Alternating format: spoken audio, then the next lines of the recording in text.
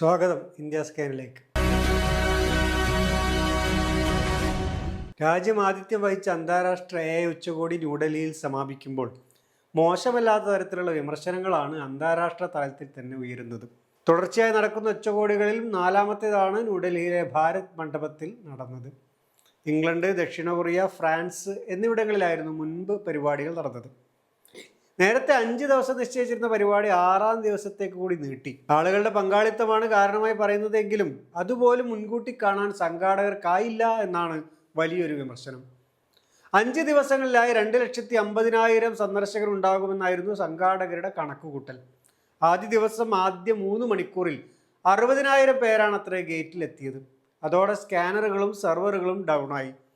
പിന്നെ ആളുകൾ മാനുവലായി പരിശോധിച്ച് അകത്ത് കയറ്റാൻ തുടങ്ങി. അതിനൊരുപാട് സമയവും എടുത്തു. ഡൽഹിയിലെ പെരും ചൂടിൽ ആളുകൾ കാത്തിരുന്ന് മുഷിഞ്ഞു. 30 രാജ്യങ്ങളിൽ നിന്നായി 300 പ്രദർശനങ്ങളായിരുന്നു ഉണ്ടായിരുന്നത്. വിവിധ പ്രഖ്യാപനങ്ങൾ, നേട്ടങ്ങൾ, നിർമ്മിത ബുദ്ധിയുമായി ബന്ധപ്പെട്ട് രാജ്യവും ലോകവും നേടിയെടുക്കാൻ പോകുന്ന വൻ നേട്ടങ്ങളെക്കുറിച്ചുള്ള പങ്കുവെക്കലുകൾ തുടങ്ങി ഗംഭീരമായിരുന്നു മേള. പക്ഷെ അവസാനം എടുത്തു നോക്കുമ്പോൾ കല്ലുകടിയാണ് ബാക്കി എന്നതാണ് അവസ്ഥ. നിക്ഷേപത്തിന്റെ വിവിധ വശങ്ങൾ ചർച്ചയാവുന്നതിനു പകരം കെടുകാര്യസ്ഥതയായി പ്രധാന ചർച്ചാ വിഷയം. മേളയുടെ 1-ാം ദിവസം തന്നെ തൻ്റെ ഉൽപ്പന്നം മോഷണം പോയതെന്ന പരാതിയുമായാണ് ബംഗളൂരുവിൽ പ്രവർത്തിക്കുന്ന ധനഞ്ജയ് യാദവ് എത്തിയത്. വിദേശ രാജ്യത്ത് നടക്കമുള്ള പ്രതിനിധികളെത്തിയ അതിസുരക്ഷ കൊണ്ട് ജനം വലഞ്ഞ ഒരു ചടങ്ങിലാണ് ഈ മോഷണം ഉണ്ടായത്. താൻ വിമാന ടിക്കറ്റ് എടുത്തും താമസ ചിലവ് സഹിച്ചും ഈ ഉപകരണങ്ങളുമായി എത്തിയത് മോഷണം പോകാനായിരുന്നു എന്ന ചോദ്യമാണ് ധനഞ്ജയ് ചോദിക്കുന്നത്. വമ്പന്മാരുടെ സുരക്ഷയും കാര്യങ്ങളും വളരെ ഭംഗിയായി നടന്നതുകൊണ്ട് അവർ മേളയെ പ്രശംസിക്കുന്നുണ്ട്. അതേസമയം ചെറുകിടക്കാരും പ്രാദേശിക സംരംഭകരും മേള നടത്തിപ്പിന്റെ കെടുകാര്യസ്ഥതയിൽ വരഞ്ഞവരാണ്. രാഷ്ട്രീയ കളി എന്ന് പറഞ്ഞ് BJP തള്ളിക്കളഞ്ഞെങ്കിലും മല്ലികാർജുൻ ഖാർഗെയുടെ പ്രസ്താവന ഇതാണ് സൂചിപ്പിക്കുന്നത്. പ്രതിനിധികൾക്ക് പോലും മര്യാദക്കുള്ള യാത്രാ സൗകര്യം ഉണ്ടായിരുന്നില്ലെന്ന വിമർശനവുമുണ്ട്. 3-ാം ദിവസം വാഹനം കിട്ടാൻ കിലോമീറ്ററുകളോളം നടക്കേണ്ടി വന്നു എന്നാണ് ആളുകൾ പറയുന്നത്. കാനഡയിൽ നിന്നുള്ള കലഫ്രീസൺ അന്ന് രാത്രി 7:40 ഭാരത് മണ്ഡപത്തിൽ നിന്നും പുറത്തിറങ്ങി നോക്കുമ്പോൾ വാഹനങ്ങളൊന്നും കാണുന്നില്ലായിരുന്നു. ക്യാബുകളില്ല, മുൻകൂട്ടി തയ്യാറാക്കിയ ഷട്ടിൽ സർവീസുമില്ല, റോഡുകൾ അടച്ചിരിക്കുന്നു. ഒരു നടത്തമാവാം, അദ്ദേഹം എക്സിൽ കുറിച്ചു. 8 വർഷമായി ഇന്ത്യയിലുള്ള ഫ്രീസന്റെ ആദ്യ അനുഭവമാണിത്. ഹാളിനടുത്തുള്ള മെട്രോ സ്റ്റേഷൻ വരെ പൂട്ടിയിരുന്നു എന്നാണ് ദീപിക് നാരായൺ ഭരദ്വാജ് പറയുന്നത്. ഏതോ VIP വരുന്നു എന്ന പേരിൽ പോലീസ് 5 കിലോമീറ്ററുകളോളം നടത്തിക്കുകയായിരുന്നു എന്ന് സഹിൽ രജപുത്ത് പറയുന്നു. പ്രധാനമന്ത്രി നരേന്ദ്രമോദി പങ്കെടുത്തത് 19-നായിരുന്നു. അന്നായിരുന്നു സുരക്ഷയുടെ വൻ ഷോ അരങ്ങേറിയത്. അന്ന് പൊതുജനത്തിന് പ്രവേശനം നിഷേധിച്ചു. അതോടെ അന്നേക്ക് രജിസ്റ്റർ ചെയ്തിരുന്ന ആളുകൾക്കൊക്കെ കിളി പോയ അവസ്ഥയായി. പരിപാടിയിൽ എത്തിപ്പെട്ട ആളുകൾക്കാവട്ടെ ഒരു ലോക്ക്ഡൗൺ പ്രതീതിയായിരുന്നു. ഭക്ഷണവും വെള്ളവും സഞ്ചാര സ്വാതന്ത്ര്യവും നിഷേധിക്കപ്പെട്ട അവസ്ഥ. മോദി എത്തുന്നതിന് മുന്നോടിയായി സ്റ്റാളുകൾ ഒഴിപ്പിക്കാൻ തുടങ്ങിയതോടെ രംഗം വഷളായി.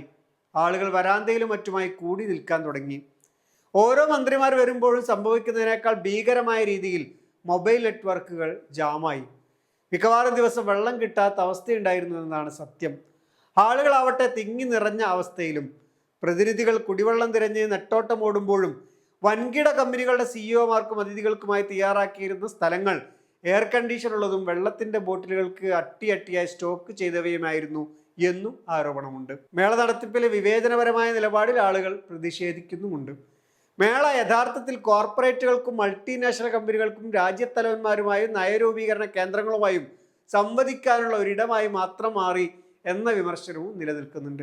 അവരിൽ തന്നെ NVDAയുടെ ജൻസൺ ഹുയാങ്ങിന്റെ പിന്മാറ്റം ഏറെ സംശയങ്ങൾക്കിടയാക്കിയിട്ടുണ്ട്. ന്യൂഡൽഹിയിൽ ഉണ്ടായിട്ടും ബിൽഗേറ്റ്സ് പൊതു ഇടങ്ങളിൽ നിന്ന് അപ്രത്യക്ഷമായതിന് പിന്നിലും പല കഥകളും കേൾക്കുന്നുണ്ട്. അതേസമയം പൊതുസമൂഹത്തിനോ തൊഴിലാളി നേതാക്കൾക്കോ മനുഷ്യാവകാശ പ്രവർത്തകർക്കോ യാതൊരു തരത്തിലുമുള്ള ഇടവും ഇവിടെ എവിടെയും ഉണ്ടായിരുന്നില്ല. അവരുടെ ഭാഗത്തു നിന്നുള്ള കാഴ്ചപ്പാടുകൾക്കും വിലയുണ്ടായിരുന്നില്ല. രാഷ്ട്രീയം നിറഞ്ഞ വേദിയായിപ്പോയി ഉച്ചകോടി എന്ന വിലയിരുത്തലിലും കാര്യമില്ലാതില്ല. അമേരിക്ക ഒരു അധീശത്വ ശക്തി എന്ന നിലയ്ക്കാണത്ര ഈ ഉച്ചകോടിയിലും അണിനിരന്നത്. സഹകരണമെന്ന മനോഭാവം അവരുടെ സംസാരത്തിലോ പ്രവൃത്തിയിലോ കണ്ടില്ല. ചൈനയ്ക്കെതിരായ ഒരു നിർമ്മിത ബുദ്ധിയുടെ വ്യാപനം എന്നതായിരുന്നത്രേ അവരുടെ പ്രധാന അജണ്ട. ഇതിനൊക്കെ പുറമെയാണ് ഉത്തർപ്രദേശിലെ ഗൽഗോട്ടിയ സർവകലാശാലയുടെ തട്ടിപ്പ് പിടിക്കപ്പെട്ടത്. ചൈന നിർമ്മിച്ച റോബോട്ടിക് നായ തങ്ങളുടേതാണ് എന്ന് അവകാശപ്പെട്ടായിരുന്നു ഗൽഗോട്ടിയക്കാരുടെ സ്റ്റാൾ. ഒരു സ്വകാര്യ സർവകലാശാലയാണ് ഇത്. ഒറിയോൺ എന്ന് പേരിട്ട ഈ റോബോട്ടിക് നായയെ ഗൽഗോട്ടിയ സെന്റർ ഫോർ എക്സലൻസിൽ വികസിപ്പിച്ചതാണ് എന്നായിരുന്നു അവകാശവാദം. പക്ഷേ സോഷ്യൽ മീഡിയ പ്ലാറ്റ്ഫോമുകൾ അവരുടെ അവകാശവാദത്തെ പെട്ടെന്ന് തന്നെ പൊളിച്ചെടുക്കി. ചൈനയുടെ യൂണിട്രി റോബോട്ടിക്സ് വികസിപ്പിച്ച ഈ നായയെ ഗവേഷണങ്ങൾക്കും വിദ്യാഭ്യാസ ആവശ്യങ്ങൾക്കും വ്യാപകമായി ഉപയോഗിച്ചു വരുന്നതാണ് എന്നവർ കണ്ടെത്തി പുറത്തുവിട്ടു.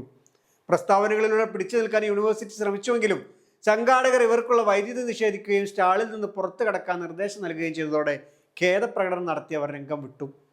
ഉത്തർപ്രദേശ് രാഷ്ട്രീയത്തിലും ഇത് വിഷയമായി. ഈ യൂണിവേഴ്സിറ്റി വെറും പണം പിടുത്ത കേന്ദ്രമാണെന്നും ഇതിനെതിരെ അന്വേഷണം നടത്തി അംഗീകാരം റദ്ദാക്കണമെന്നുമൊക്കെ അഭിപ്രായങ്ങൾ ഉയർന്നു. ഏതായാലും ഗുണത്തേക്കാളേറെ ദോഷങ്ങളാണ് AI ഉച്ചകോടി രാജ്യത്തിന് നൽകിയത്. അടുത്ത തവണ പരിപാടികൾ AI ഏൽപ്പിച്ചാലെങ്കിലും ഭംഗിയാവുമായിരിക്കും. ബഡ്ജറ്റ് കമ്മിയായിരിക്കുകയും ഖജനാവ് കാലിയായിരിക്കുകയും ചെയ്യുമ്പോഴും ജനങ്ങൾക്ക് സൗജന്യങ്ങൾ പ്രഖ്യാപിക്കാൻ സാധിക്കുന്നത് എങ്ങനെ എന്ന് വിശദീകരിക്കണമെന്ന് സംസ്ഥാനങ്ങളോട് സുപ്രീം കോടതി. വരുമാനം പരിഗണിക്കാതെ എല്ലാവർക്കും സൗജന്യ വൈദ്യുതി എന്ന തമിഴ്നാട് സർക്കാരിൻ്റെ വാഗ്ദാനമാണ് ഇപ്പോൾ കോടതിയെ കൊണ്ട് ഇങ്ങനെ പറയിപ്പിച്ചിരിക്കുന്നത്. ഒരു ക്ഷേമ പദ്ധതി എന്ന നിലയ്ക്ക് ചെയ്യാവുന്ന ഒരു കാര്യം യാതൊരു വിവേചനവുമില്ലാതെ നൽകാൻ എങ്ങനെ കഴിയുമെന്ന് ജസ്റ്റിസ് സൂര്യകാന്ത് അത്ഭുതപ്പെടുന്നു. അവസാനമായി മധ്യപ്രദേശിൽ നിന്നുള്ളൊരു വീഡിയോ. കോൺഗ്രസ് ഓഫീസ് പൂട്ടിക്കാനാണ് BJP പ്രവർത്തകരുടെ വരവ്. പക്ഷേ ഈ പ്രതികരണത്തിനു മുന്നിൽ അവർ പദ്ധതി ഉപേക്ഷിച്ചുവെന്നാണ് വാർത്തകൾ സൂചിപ്പിക്കുന്നത്. ഇന്നത്തെ ഇന്ത്യ സ്കാനോട് പൂർണ്ണമാകുന്നു. അടുത്ത ആഴ്ച വീണ്ടും കാണാമെന്ന പ്രതീക്ഷയോടെ നന്ദി.